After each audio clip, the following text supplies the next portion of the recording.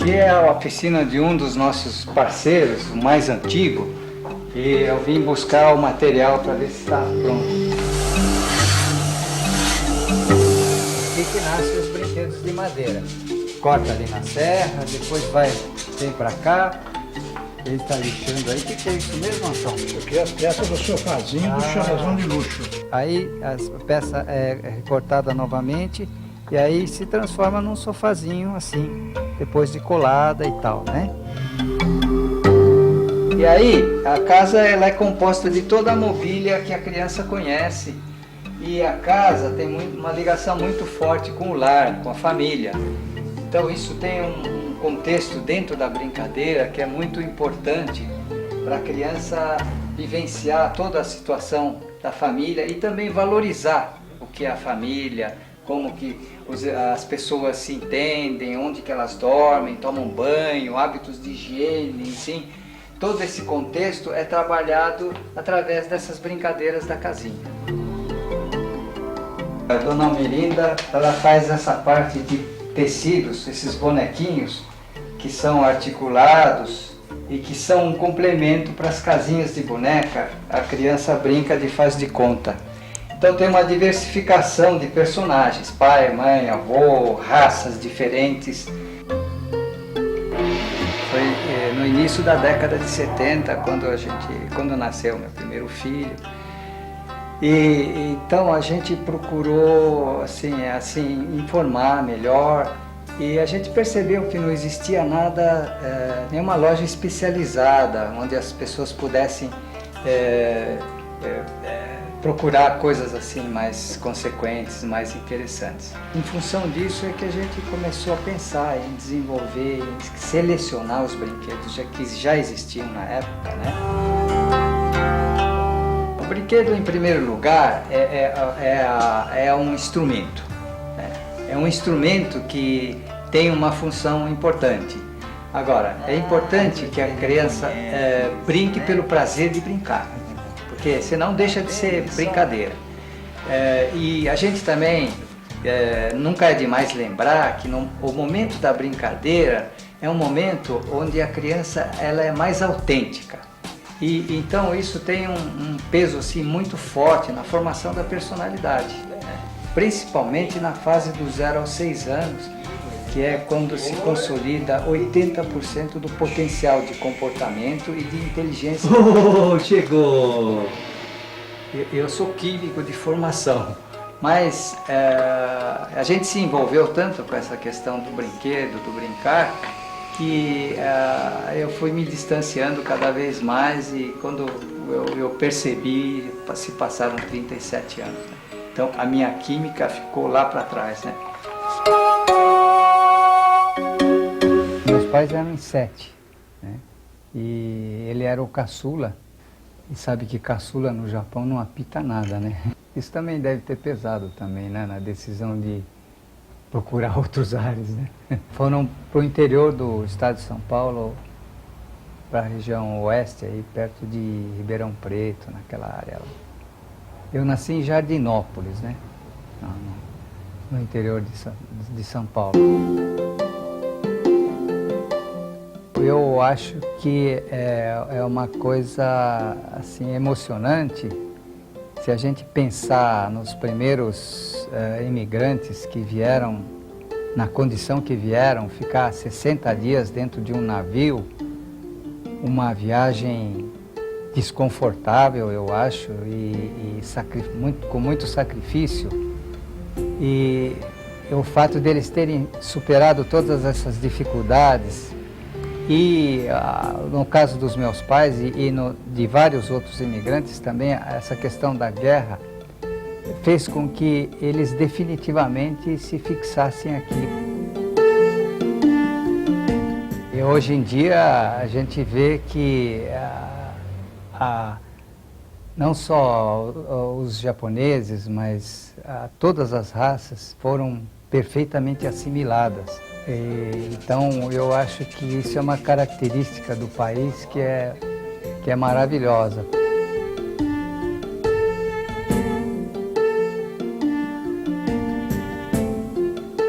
Chegou a Catarina.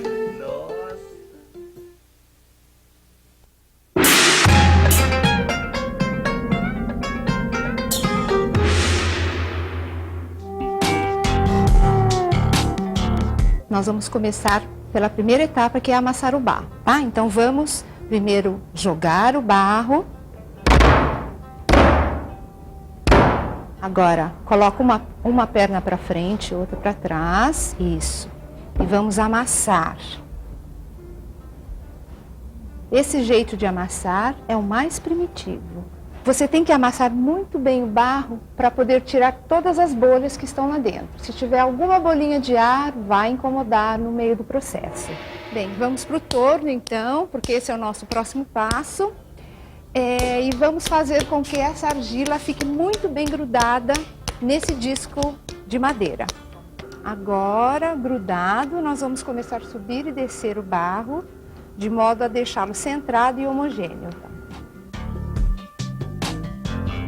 Esse barro está centrado, eu vou fazer um buraco agora para começar a abrir o prato, vou fazer um prato. Eu comecei a me interessar por cerâmica desde a época da faculdade. Eu fiz educação artística e depois bacharelado em pintura, ou seja, artes plásticas, eu completei. Mas o tempo todo com uma preocupação em arte, história da arte e logo em seguida em cerâmica.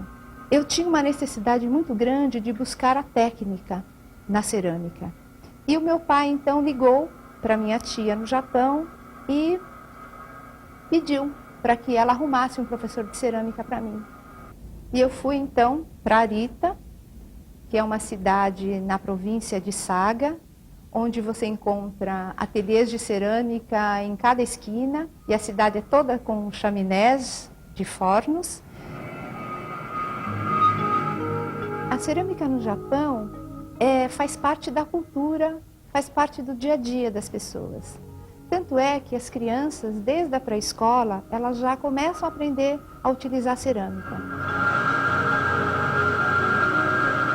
A cerâmica tem o poder de transformar o ser, o seu pensamento, porque você fazendo cerâmica, você se conhece melhor. Então eu percebo, com os alunos principalmente, quando eles começam a trabalhar o barro, eles começam a trabalhar eles próprios. Essa parte nós terminamos. Eu preciso esperar 1 ou 2 dias para que fique em ponto de couro, para eu dar o acabamento final, que é no pé, para eu escavar o pé. Depois disso, talvez mais 1 semana para secar totalmente. Vai para um forno a 800 graus, queimado de 5 a 8 horas de queima. E daí então é que segue para a esmaltação e a queima final a 1300 graus. Aí ela está totalmente pronta. Os meus pais chegaram no Brasil, no Porto de Santos, em 1934. Tanto meu pai quanto a minha mãe.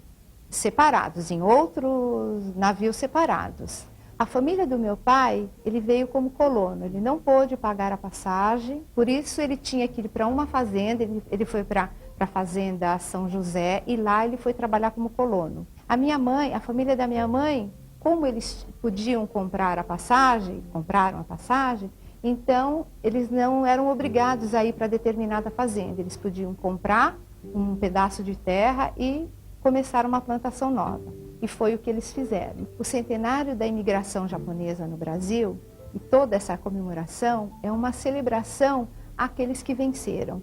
Porque todos que vieram para cá venceram, são vencedores. O que eu acho que precisa ser dito é que tudo isso que os meus pais fizeram, tudo isso que eles passaram, valeu a pena. E eu agradeço a eles por ter nascido no Brasil. Mesmo que eu tenha nascido naquela casinha simples, eu tive a oportunidade de viver aqui.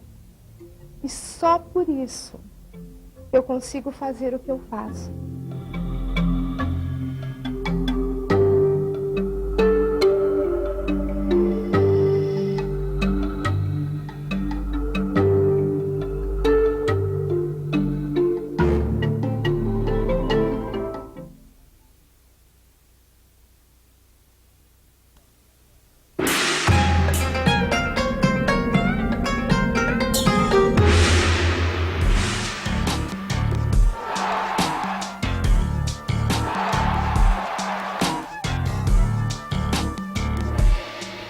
chegando aqui no centro de treinamento, né, onde exatamente aqui, há 32 anos atrás, eu comecei a jogar o tênis de mesa.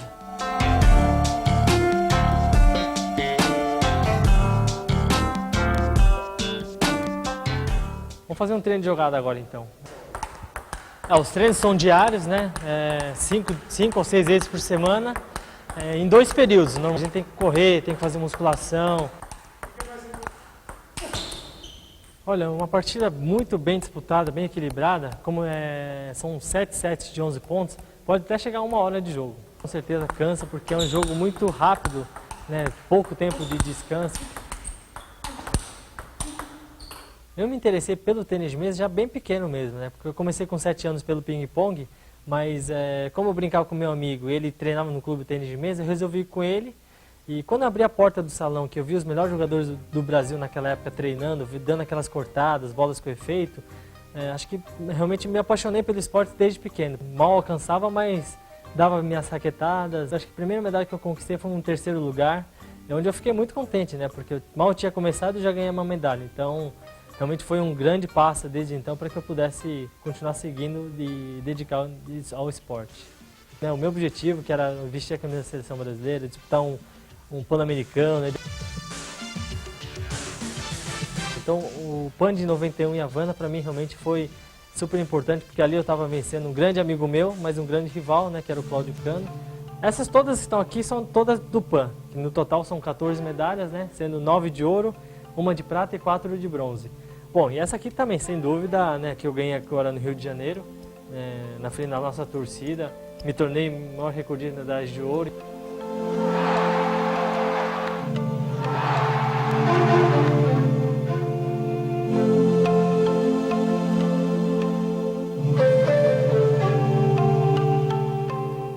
Eu sou neto japonês, sou o Sansei, né? Meus avós vieram do Japão na década de 40, se eu não me engano, um pouquinho antes da guerra, né? A minha avó acho que chegou aqui com 19 anos, meu avô com um pouquinho mais. Eles se conheceram aqui no Brasil mesmo. Tanto o brasileiro aprendeu muito com o japonês e o japonês também aprendeu muito com o brasileiro. O japonês tem aquela forma de ser muito disciplinado, todo certinho. O brasileiro tem aquela ginga, né?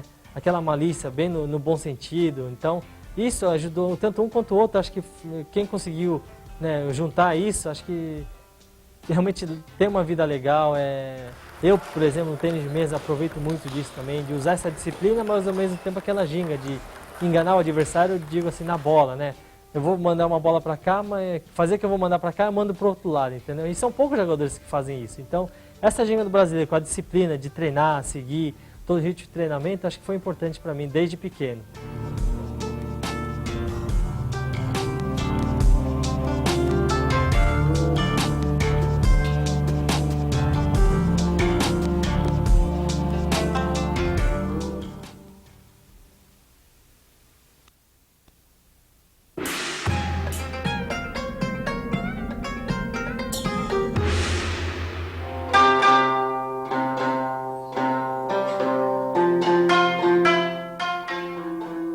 Vou apresentar esse instrumento que chama koto, feito de madeira kiri, com 13 cordas e toca com essa unha.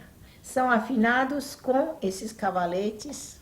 Geralmente cada peça, cada música tem afinação diferente, então muda o lugar do cavalete.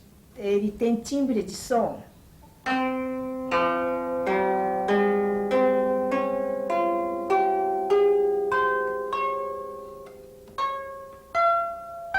Muito nobre.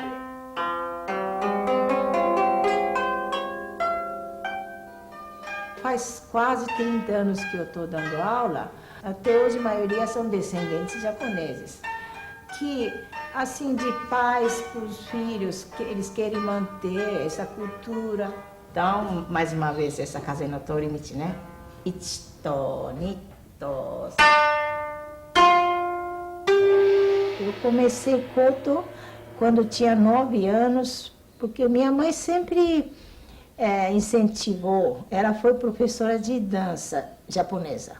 Então, eu tive sempre desde pequena contato com a cultura japonesa.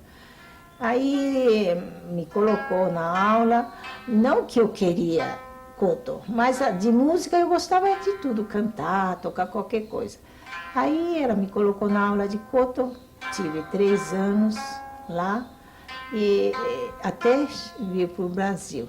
Porém, essa vida de imigrante, eu não tive, aqui no Brasil, não tive oportunidade de retomar e nunca, assim, me deu de retomar a aula. Só que me casei, crianças ainda estavam pequenas, meus filhos. Encontrei uma professora de koto, que veio do Japão e estava procurando alunas. Aí, nesse momento, quando escutei isso, de repente eu quis retomar a aula de koto.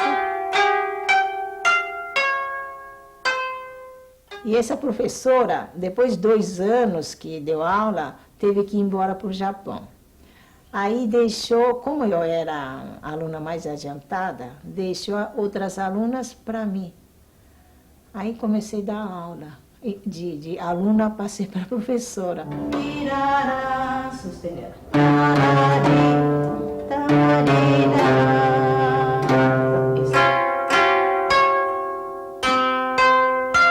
Eu nasci na cidade de Ube, província Yamaguchi-ken. E em 1955, quando eu tinha 12 anos, eu vim com minha família, meus pais e meus irmãos, em 8 pessoas da família. E como era criança, tudo era novidade e a gente estava viajando com a família. Então foi muito bom a viagem do navio, 45 dias, né? E tinha um monte de festa, porque tem que viver 45 dias no alto mar. Isso porque eu acho que eu era criança. Para os pais, acho que sempre aquela preocupação de o que vai ser no Brasil, né? Uma terra desconhecida, tudo desconhecido. Assim, nunca parei em pensar em imigrantes, essas coisas, né? Agora, com essa festividade, comemoração que todo mundo fala, todo mundo pergunta, aí que a gente percebe, nossa, nós somos imigrantes japoneses mesmo. Eu gosto do Japão, tudo que de lá eu gosto, etc., mas não quero morar lá, eu quero morar aqui, né? Então fica dividido mesmo, né?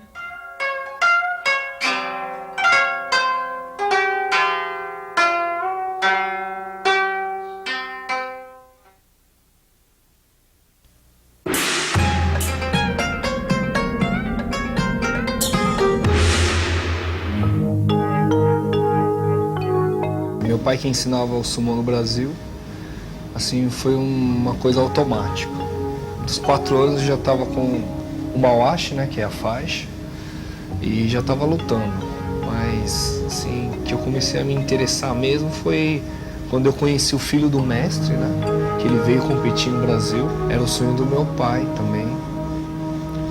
E decidi, assim, de última hora, ir para o Japão, que eu também queria ir para o Japão, a virar um lutador de sumo profissional. Eu tinha 15 anos e, assim, no começo eu estava meio indeciso se eu ia ou não, porque o pessoal lá é bem grande e tinha um mínimo de altura e de peso que eu não tinha ainda, né? Era 75 quilos e eu só tinha uns 70 quilos, 72. Então, no começo, eles fizeram comer muito. Eu cheguei rápido até para a última categoria da segunda divisão, né? Assim, abaixo da elite. Mas dali foi difícil, porque eu machuquei muito, tive contusões no joelho, ligamento. Mas, assim, no final, assim, valeu a pena que eu consegui chegar na elite. É um esporte japonês, né? E é como se fosse o futebol assim, do Brasil, o sumô é do Japão. Você tem uma vida de rei, você tem 3 assistentes que, assim, tudo que você pede eles fazem. É uma luta milenar, né? Então, sempre começa com cumprimento, né? Aí dali tem um ritual meio de shintoísta, né? Que se demonstra que você não tem nada nas mãos. O sal é para se benzer e benzer assim a arena também, né? Que conforme tipo você cai no chão, rala alguma coisa, o sal já é um cicatrizante para você, né? O objetivo da luta é tirar do círculo, empurrar, né, para fora do círculo ou derrubar o adversário.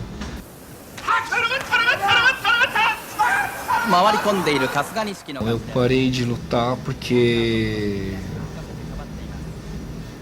eu me machuquei muito também, né? Aí eu voltei pro Brasil,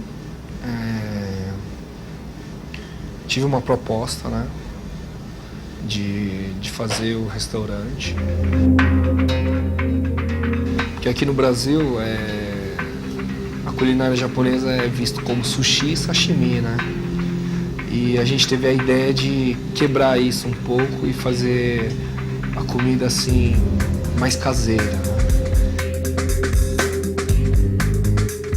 E agora eu vou preparar o chankonabe. É um prato que os lutadores sumô comem todo dia, né?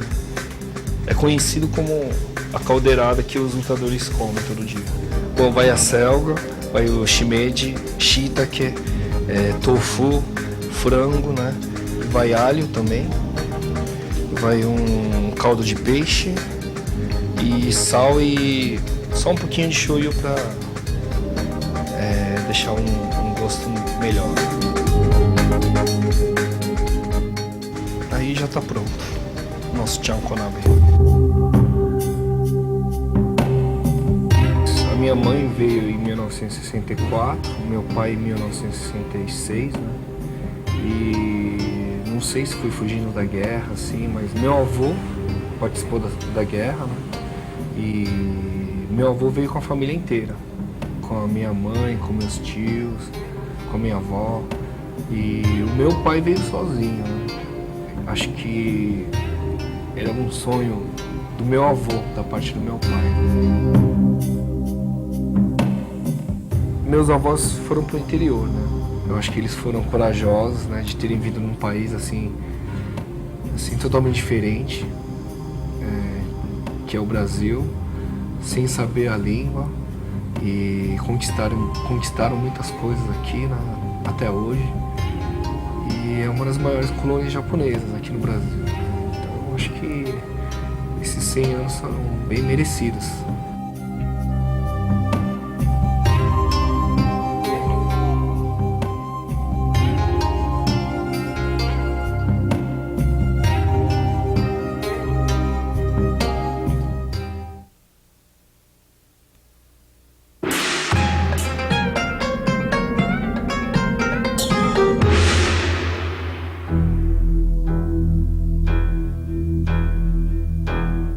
Esse espetáculo ele é baseado na vida de um monge japonês chamado Shunryu Suzuki. Ele tem 1 hora de duração e a gente intercalou números contando um pouco da história e da filosofia da mágica. Ainda posso escutar a voz do meu mestre dizendo: não é tão difícil desenvolver uma grande habilidade na mágica, ou mesmo ter uma compreensão profunda do seu significado. Difícil é continuar. Encontrar alguém com quem possamos compartilhar nossas responsabilidades.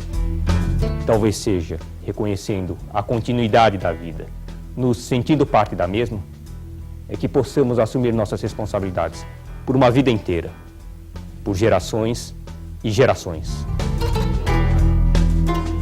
O meu primeiro contato com a mágica, eu tinha aproximadamente 6 anos e meu pai me deu uma caixa de mágica. O que me impressionava na mágica era essa relação com o mistério, né, com algo desconhecido que você não sabe exatamente o que é. Tanto que eu acho que isso influenciou, depois eu fiz física, né, eu me formei em física. O número do arco e flecha, eu me baseei, assim, principalmente nas histórias da arte cavaleiresca do arqueiro Zen. Do outro lado do morro havia uma laranjeira. Ele solta a flecha. A princípio, para os adultos. E a gente teve uma agradável surpresa que muitas crianças vieram ver o espetáculo, né, e não se ressentiram dessa linguagem mais difícil. Quer dizer, até para nós é um aprendizado, né, de entender que tem coisas que passam por outros canais, que não somente o raciocínio, o explicativo. E eu guardei aquele papel na minha carteira, até que um dia, na escola, uma professora me disse que a neve era feita de água. Eu fui correndo contar essa grande novidade para o meu pai. Pai, a neve é feita de água. E ele olhou aquele papel já amarelado e se recordou do que ele havia me dito.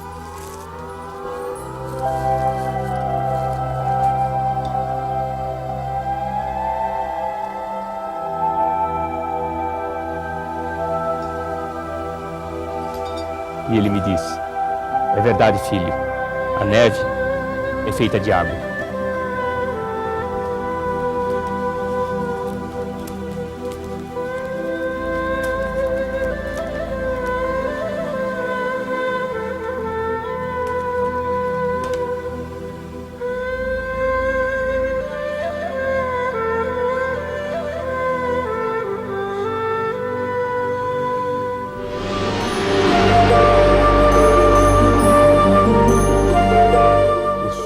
Terceira geração, eu sou neto de japoneses, né? Meu avô paterno chegou aqui no Brasil mais ou menos em 1920. Ele veio sozinho, na verdade com 10 famílias, né, de colonos, e comprou uma fazenda de café. E perdeu bastante dinheiro com a crise, né, enfim, com a quebra da Bolsa de Nova York. E então depois teve que recomeçar mesmo do zero, né? Eu acho que o centenário da imigração japonesa é importante porque eu acho que catalisou um momento, né? De fato, a relação entre essas duas culturas, mas eu acho que o mais importante é que essa integração existe de verdade, né?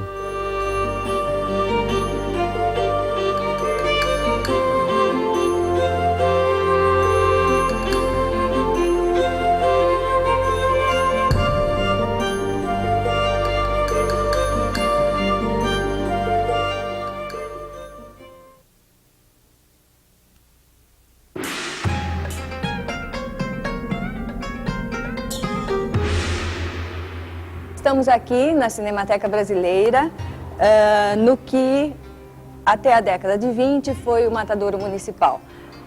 Num desses 3 galpões históricos que foi também preservado e adaptado para as nossas necessidades, está o Centro de Documentação e Pesquisa e a Biblioteca Paulo Emílio Salles Gomes, que eu coordeno. É uma biblioteca especializada em cinema, com uma ênfase muito grande em cinema brasileiro. Depois temos a parte de pesquisa, onde prioritariamente fazemos uma linha de informação muito robusta, chamada Filmografia Brasileira, com informações de toda a filmografia de que nós temos conhecimento, né, de filmes realizados no Brasil. Aqui nós temos a coleção de roteiros pacientemente recolhido, coletado junto aos diretores e produtores. É uma coleção da qual nos orgulhamos muito. Por exemplo, temos aqui o roteiro de Deus e Diabo na Terra do Sol, Glauber Rocha, um roteiro de produção, com apontamentos, com observações, com mudanças, não é, de trajeto da criação. Aqui o laboratório de restauro. Muitas vezes o filme chega num estado, vamos dizer assim, em geral, lastimável, não é? Muitas vezes o que é possível salvar são partes de um filme, não é? Porque ele chega aqui numa condição muito, muito precária. Nós estamos aqui numa das 4 unidades do depósito climatizado da Cinemateca. Estamos aqui num frio de 15 graus, 35 de umidade, tudo isso absolutamente controlado, porque os materiais de que são feitos os filmes precisam desse tipo de cuidado. Aqui dentro dessa sala nós temos matrizes de filmes brasileiros, de longa, curta, metragem, além desse grande acervo da Tupi. O maior medo que eu tenho é de colocar isto fora de ordem, porque você imagina o controle topográfico disso aqui. Se alguém se enganar, pode ser que leve anos para a gente descobrir onde é que foi colocado, né? Nós estamos falando de 200 mil rolos de filmes. A minha formação, em termos de cinema, vem desde a infância. Durante toda a minha infância, pelo menos 2 ou 3 vezes por mês, eu ia ver um filme japonês. Depois, claro, eu queria fazer produção, enfim, direção de filmes. Tive o privilégio de fazer um documentário sobre o bairro da Liberdade. O segundo, Retratos de Hideko, o meu foco era tentar falar sobre a mulher japonesa, né?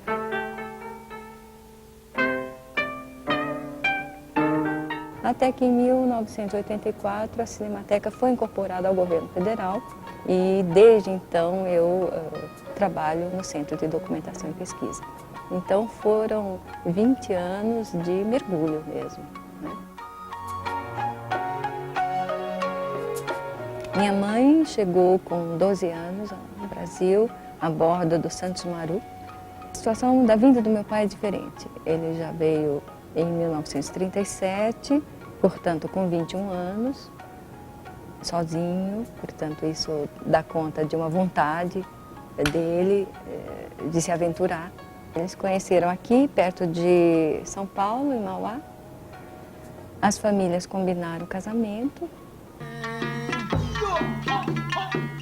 A adaptação deles, acredito que tenha sido muito, muito difícil por causa de todas essas diferenças, não é?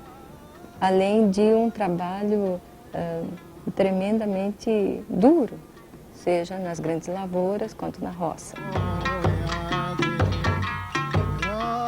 Eu acho a comemoração absolutamente justa, né? Eu acho que se eu estou aqui na Cinemateca, se nós temos equipes em todos os lugares com filhos, netos, às vezes bisnetos de japoneses, é porque uma perspectiva muito sólida foi construída para essas gerações. Talvez o centenário nos leve a repensar essa relação, né?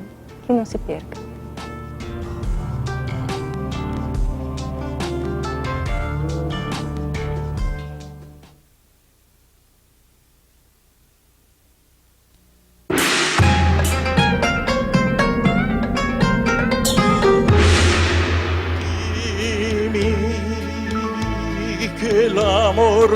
Comecei a me interessar por música erudita por causa da influência paterna.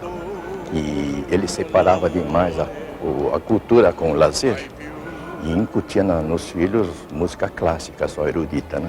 Em 48, estava com 12 anos, passou um filme do Gino Beck, não é bem erudita, mas era cantor de ópera e cantava as músicas que até hoje é famosa, chama La Strada del Bosco, que aquilo me marcou muito também, né? E comecei a gostar mais de ópera, no caso, especialmente, né? Aí eu fui crescendo, fui lá para a região da Vila Mariana, São Judas, né? Lá tinha já muito italiano. Tanto é que quando se ouvia uma voz alta chamando alguém, era nome italiano. E isso daí eu convivi com isso. E eu brinco muito que a cegonha que me carregava devia ser italiana napolitana aqui no Brasil, né? E a cegonha estava me levando para o braço, que é o reduto italiano, e me derrubou na Liberdade, que é o reduto japonês. correndo assim com essa cara.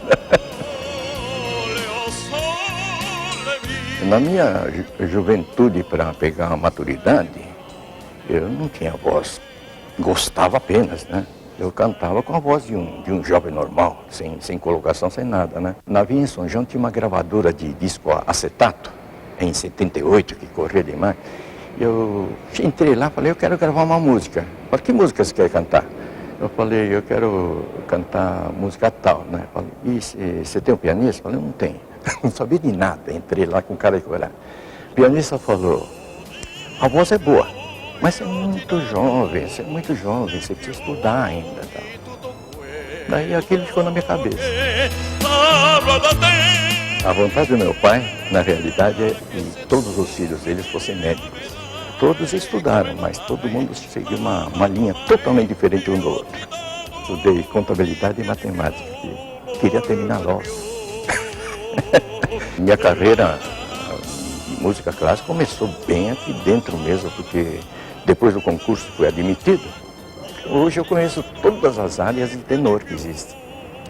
Quer dizer, italiana, né? Trabalhei aqui 43 anos seguidos, né? Hoje eu estou cantando, aposentei daqui. Toda semana estou cantando numa casa italiana, numa cantina italiana, que está sempre lotada, graças a Deus.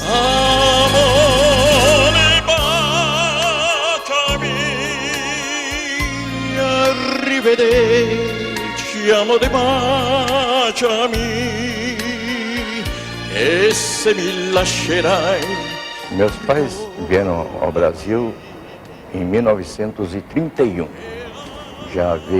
Minha mãe já veio grávida, acho que no navio. Meus pais foram para o litoral aqui de São Paulo, em Registro especificamente, para plantar chá preto, que na época aqui no Brasil não era conhecido.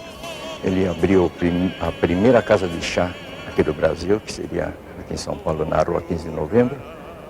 A integração dos japoneses com o brasileiro, acho que está mais do que provado hoje. Se não me engano, a cultura brasileira é mais churrasco, né?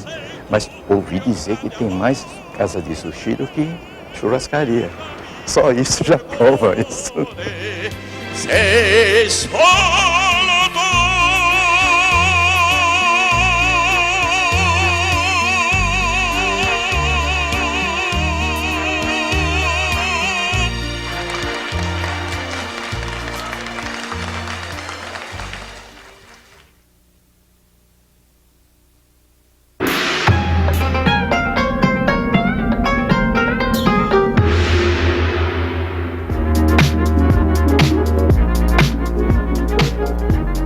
A princípio, eu procurava novas mídias, eu queria utilizar tecnologia, eletrônica, computação, a internet, enfim, ferramentas que servissem para o meu processo criativo. Só que no meio do caminho eu vi que aquilo parecia coisa de doido, assim, e observando as pessoas ao meu redor, os hábitos, e como a roupa, ela revelava uma série de informações de quem usava. Eu achei que seria uma super ferramenta para o meu trabalho de criação. Foi daí que eu comecei a me interessar por moda. Eu tenho a minha marca desde 96, né? Até 2004 eu participei de todas as semanas de moda. Antes você ir em qualquer loja, era tudo 100% made in Brasil. Tinha produtos que empregavam e davam dignidade e inserção social para muitas pessoas. E hoje, quando você vai em qualquer loja, você percebe que não é mais essa realidade. Todos os produtos que você tem lá, a maior parte é made em algum lugar, não é mais made in Brasil. No desfile de 2004, no desfile de papel, nós gastamos meia tonelada de papel, 700 horas de trabalho e envolvemos mais de 150 profissionais nesse projeto. O desfile durou 7 minutos, né? As modelos entravam como se fosse um desfile normal, fazendo com que as pessoas compreendessem aquilo que elas estavam vendo dentro dos códigos que elas estão habituadas. E ao final, quando tudo aparentemente terminava como deveria, subitamente aquilo tudo era rasgado, tudo aquilo era transformado em pedaços. Foi um trabalho que também significava o meu rompimento, né? Foi o meu último desfile dentro da Semana de Moda. Hoje eu sou professor de pós-graduação para diretores de criação, trabalho com direção de arte em vários segmentos, trabalho muito com fundações, museus e instituições, tanto no Brasil quanto no exterior.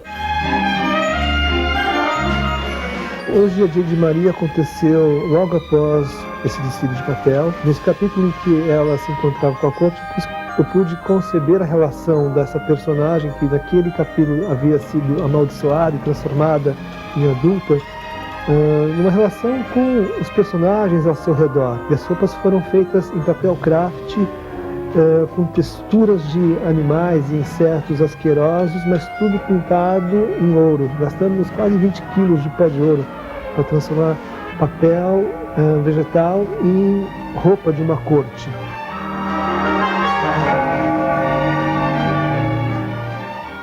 Dentro desse ano, que é a comemoração do centenário da imigração japonesa, eu tenho vários projetos, né? Um deles está no Centro Cultural Banco do Brasil, lá no Rio. Um outro projeto dentro do centenário é uma obra minha que está no Museu de Arte Moderna, que é uma roupa que foi toda feita com sacos de lixo. Dentro dos convites tem também vestir o Anhembi, mas eu estou vestindo o Anhembi por dentro. Os corredores do Anhembi, eles estão sendo transformados em veias, né, como se fossem casulos, e andando por esses canais você vai encontrando salas, né, compartimentos, e mais um pouco para frente você tem um mar, né, de páginas de mangá, mas isso tudo suspenso, né, no teto. Acho que as pessoas deveriam pegar as roupas que estão no seu guarda-roupa e reformularem elas. Você pode pegar uma costureira e transformar todas as roupas que você tem, juntar memórias de tempos distintos num único momento presente. Você pode fazer com que uma roupa do seu avô converse com uma roupa do seu pai e criar uma roupa para você. Afinal de contas, isso que é você, não é o que estão te vendendo. Os meus avós vieram para o Brasil no começo do século, por volta de 1914 até 1918, que eles vieram separados. E a razão principal foi a recessão que havia na época no Japão. E eles vieram para Santos, e do Porto de Santos eles foram diretamente para as lavouras.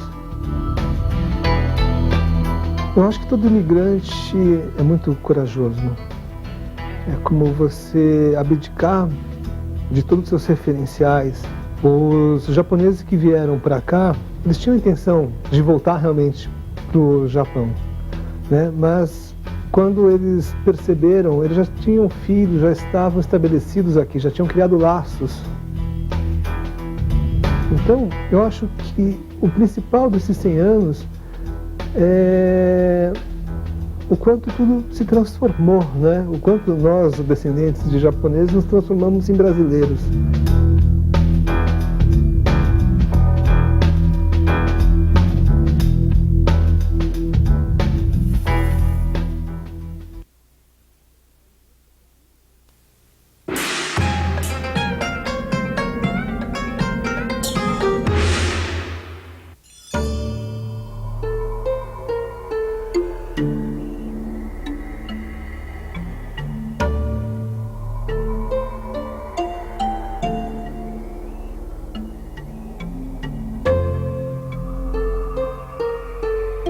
Os samurais foram os guerreiros que dominaram o Japão no período do século X até 1868.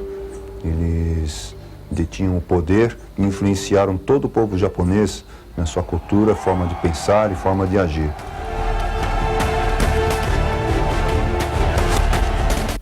Esta é a espada chamada katana. Ela tem a resistência para aguentar os impactos e também tem a leveza para você fazer movimentos rápidos. Com esta arma é que eles lutavam o Kenjutsu durante as batalhas e praticamente uma parte da sua vida era dedicada a adquirir uma espada, ou seja, uma parte do seu salário como samurai era ter uma boa espada. Até hoje existem artesãos que, vamos dizer, eles ermitam nas montanhas e fazem uma katana durante um período aproximadamente de 6 meses.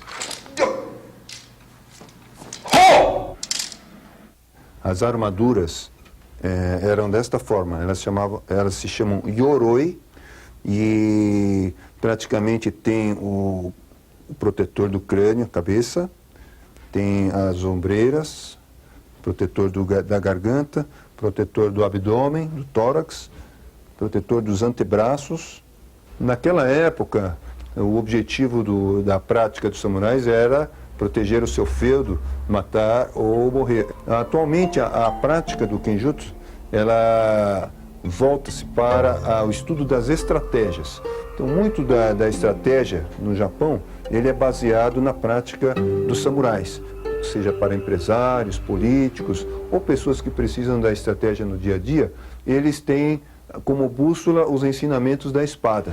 Valores como honra, lealdade, gratidão, polidez, honestidade e principalmente a coragem, eles eram cultivados pelos samurais.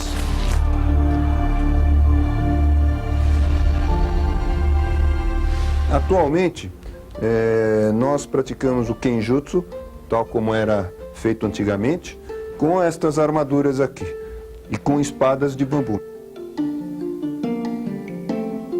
A maior parte dos alunos meus, 2/3 de todos os alunos do Instituto Niten, são brasileiros que estão procurando um significado em suas vidas através do ícone samurai. 1/3 são descendentes de japoneses que estão buscando as suas raízes como japoneses.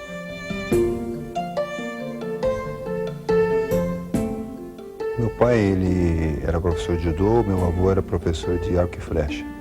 E aos 6 anos eu me interessei pela espada, fazendo uma caminhada com meu pai. E ele também sempre falava sobre filosofia samurai. Então a minha educação foi toda baseada na educação samurai e cultura samurai. Nos campeonatos de Kendo, durante a minha juventude, eu participei de campeonatos brasileiros, chegando a 10 vezes campeão consecutivo. E fui campeão juvenil e também na categoria máxima de Kendo. A partir do momento que eu deixei a parte esportiva, o Kendo, para trás e me aprofundei na parte da tradição guerreira, o Kobudo e o Kenjutsu, eu vi que eu tinha muito para passar para os brasileiros essa filosofia.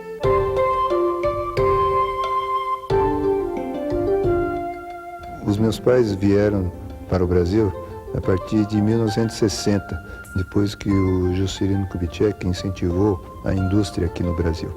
E o meu pai, um engenheiro eletrônico, ele veio ao Brasil aproveitando esse crescimento que o Brasil estava tendo na economia. Os imigrantes que vieram depois da Segunda Guerra, eles vieram principalmente às grandes metrópoles, como São Paulo.